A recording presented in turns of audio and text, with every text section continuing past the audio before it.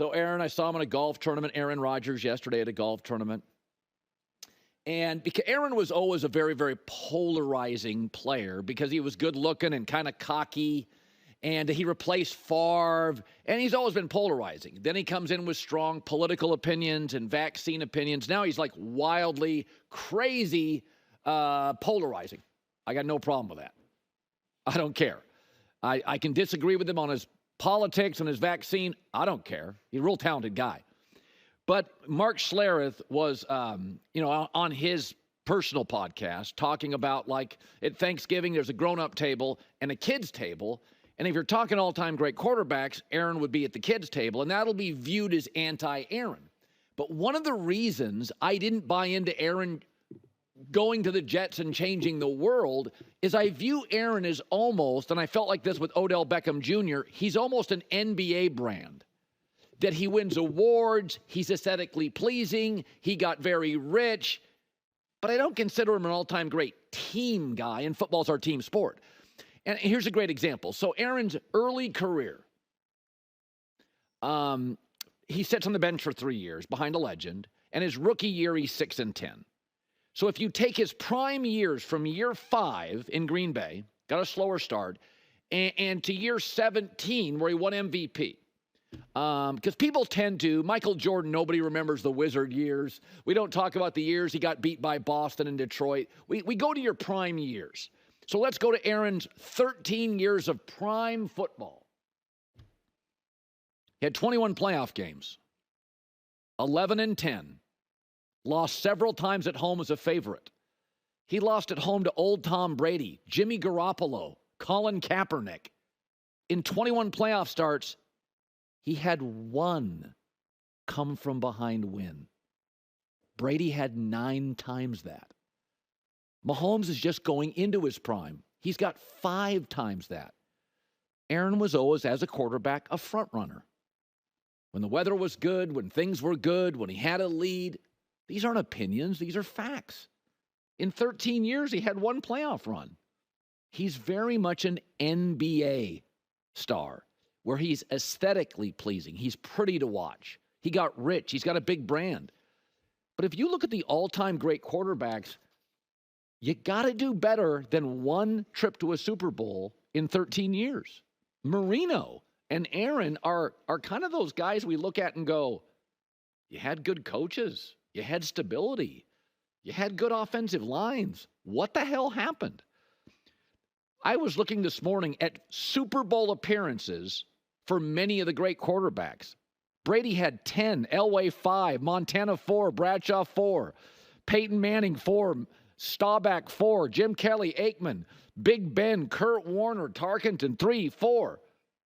Aaron had 1. And remember, he played in a mostly weak division where the Bears and the Lions were always a mess, and Minnesota was never great, so he got home field a lot. Green Bay also has a decided home field advantage because it's the coldest place in the league outside of Buffalo. He had 2 offensive coaches, 3 if you count his first coach as a rookie. He always had good offensive lines, and the Packers are always stable. They're never a tire fire. Maybe some years the defense isn't as good as we think. So in 13 years of prime, he was a 500 playoff quarterback, 21 games, 1 come-from-behind playoff win. That's what he is. So why don't you buy into the Jets? I don't like their offensive line, and I always thought Aaron was kind of a Aaron guy and not necessarily a foxhole guy.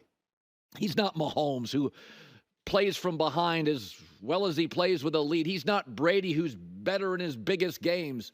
He doesn't have the intellect of Manning or the size and the mobility of Big Ben. He's not Aikman the leader or as tough as Bradshaw.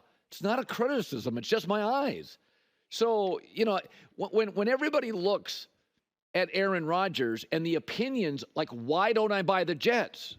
Well, because Josh Allen's a significantly more focused quarterback in his prime, bigger, stronger, faster. Josh Allen's a much better quarterback than Aaron. Not a criticism of Aaron. Old quarterbacks coming off surgeries with dubious offensive lines don't do well in this league. So, in the NBA, Tracy McGrady can never get in his prime to a second round of the playoffs. You're a Hall of Famer. James Harden, Westbrook, Playoff disappointment after disappointment. Kawhi Leonard's never available. They'll all make the Hall of Fame. Melo was selfish, not in good shape, didn't play defense. Hall of Fame first ballot. But Aaron's, to this point, Aaron's going to brag about a high passer rating. It's excellent.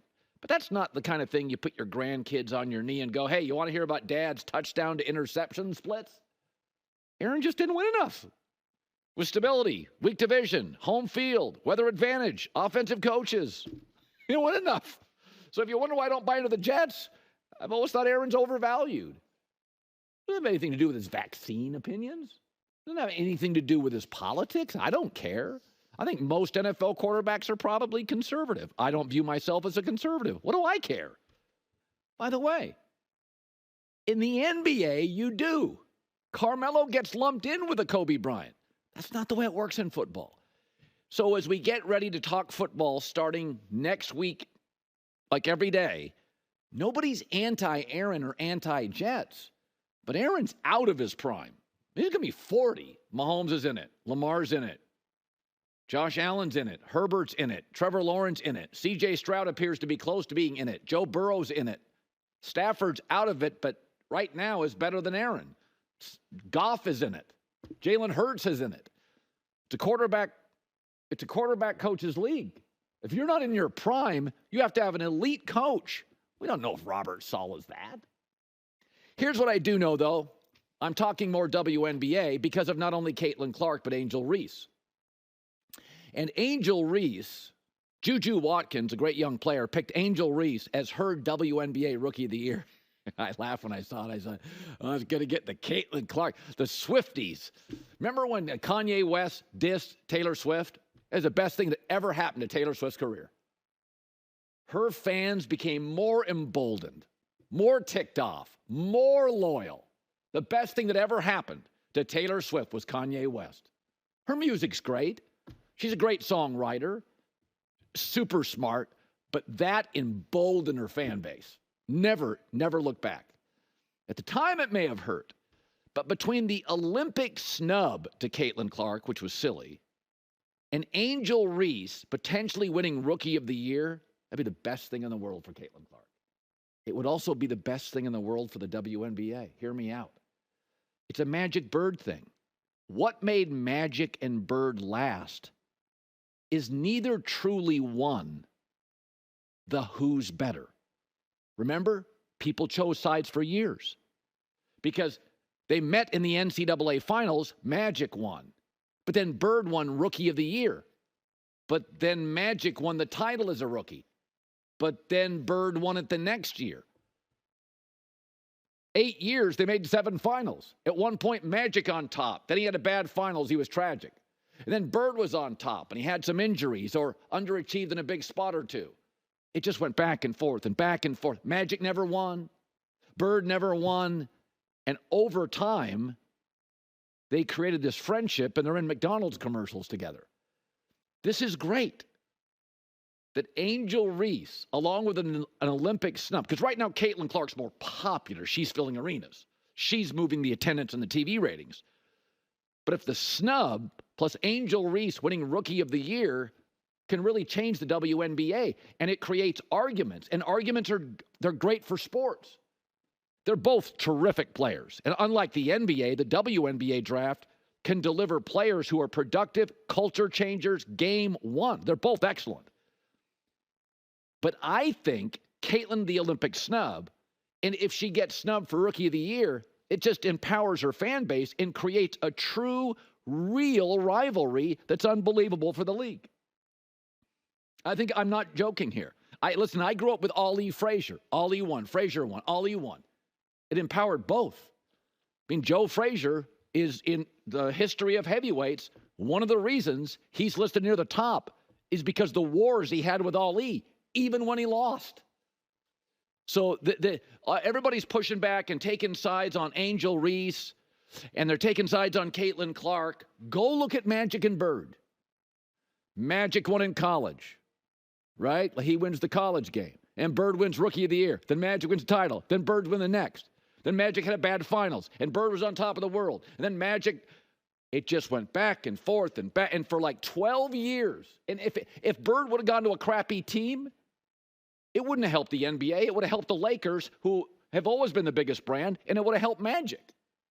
It was the losses and the tragic Johnson and losing every other year. If you went back to that Magic and Bird final, for a long stretch, it was Lakers, Celtics, Lakers, Celtics, Lakers. It was the push, the pull that made the rivalry and simultaneously elevated the league. I think it's great if Caitlin doesn't win rookie, but maybe can win a playoff series. And the next year, she's an all-star. And then Angel Reese isn't an all-star. And then the next year, Angel wins a title. That would elevate the entire sport, not just make Caitlin Clark popular. And the WNBA's never made money, never made a profit as a league. This can't just be about Caitlin Clark. It can't just be about Tiger Woods. Golf had to win while Tiger won. That's the difference. UFC won, not just Conor McGregor. The key to the WNBA is, yeah, Caitlin Clark can get rich. You guys got to make money. This league's got to make a profit. You want to play in bigger arenas. And the way that happens isn't Caitlin Clark winning everything. It's Caitlin Clark with a true rival that she has to look up to occasionally. Team wins, awards, popularity. The Angel Reese dynamic here is bigger than everybody thinks.